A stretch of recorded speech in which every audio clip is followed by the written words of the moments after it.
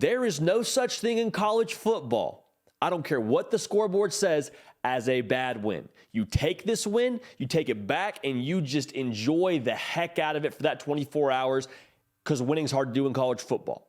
All right, for Miami, it's been a little bit of a tumultuous year one for Mario Cristobal and company.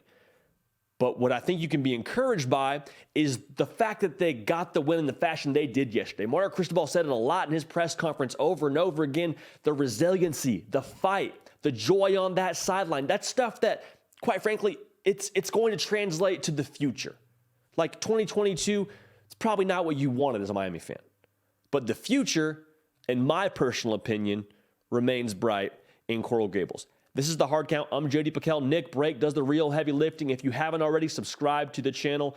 A fair amount of Miami fans. Those of you that have, we love you. We appreciate you. Everybody else, let's get this party rolling.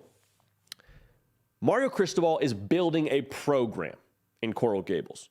Not a winning season, not a solid 2023, although it may be a solid 2023. He's interested in the staying power, the stamina of a program. That's what's being built under Mario Cristobal. And like we just mentioned, you're upset with 2022. There were really high expectations. I had them too. I was talking about Miami playing for the ACC title. That was my assumption heading into the year. Had the quarterback coming back, had some pieces around him that you felt good about. You felt good about your coordinators. Here's the reality. It hasn't been an instant fix.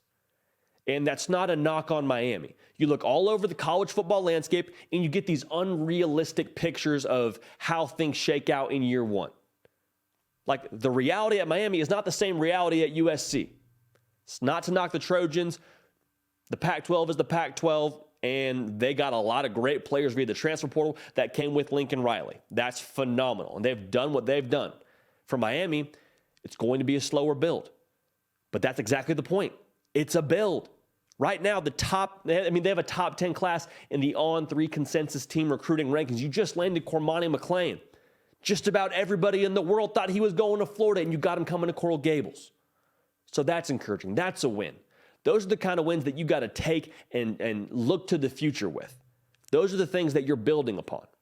Because I think when it comes to the entire process at Miami, everybody wants it to be the sequel to Howard Schnellenberger or Jimmy Johnson or, insert coach here that's been successful at Miami. They want it to be the sequel to that movie. Folks, Mario Cristobal is starting his own movie at Miami. It's not going to look the same as it has in the past. And that's more than fine because if you get the same results, you're cool with it. But I just want to make sure I stress that it's going to be a different kind of build, a different kind of process than we've seen in Coral Gables before. For a lot of reasons, but the first of which being college football is just different than it has ever been. You talk about the state of Florida specifically. You got Florida. They're in year one. They're trying to start hot, and they've done pretty well in the recruiting trail, even though they just lost Cormani McClain to the U. You got Florida State. They're trying to put it together. It's kind of starting to become that point in Mike Norvell's time there where they're expecting some more solid ROI. They've gotten a decent amount of it. You got UCF. They're going to join the Power 5 here soon, y'all. Like before Mario Cristobal does anything else at the U, you would imagine they'll be in the Power 5 here pretty soon with them joining the Big 12, so then you got to recruit against them. All that's to say, the win against Virginia, and as ugly as it looked, you're encouraged by the fight and the culture that is now being pointed in the right direction. Is it perfect? No. Is it what it's going to be in 2022 as you can expect it to be in 2025? Absolutely not. But Mario Cristobal is on a slow build. He is laying the foundation for what's to come in Coral Gables. I, for one, cannot wait to see what it ends up being. Because the persona of Mario Cristobal, what this team is going to be when they are closer to a finished product, they're not going to flinch. They're going to be disciplined. They're going to be methodical. They're going to execute.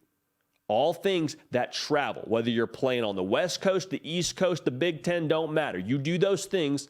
You buy in and get to Mario Cristobal's expectations of what he expects from his program, there's going to be a lot of wins coming to Coral Gables. Now, it's going to take some time. Like we already mentioned, it's going to be a slow build. For Miami fans, I would just say this. Stay down for the come up.